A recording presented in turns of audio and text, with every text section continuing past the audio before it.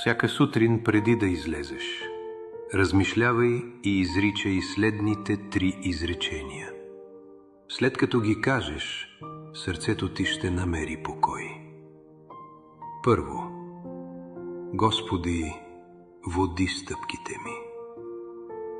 Дори когато не разбирам пътя пред мен, отвори вратите, които ти си ми приготвил. Затвори онези, които не са от теб, и изпълни твоята воля. Втори, Господи, дари ме с мир. Отнеми тревогите и безпокойството ми, успокой сърцето ми и ми напомняй, че ти винаги си с мен. Трети, Господи, укрепи вярата ми. Когато съм слаб, подкрепи ме. Когато падна, изправи ме.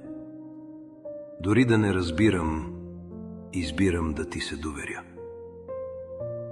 Моли се така всеки ден и ще видиш как Бог върви с теб.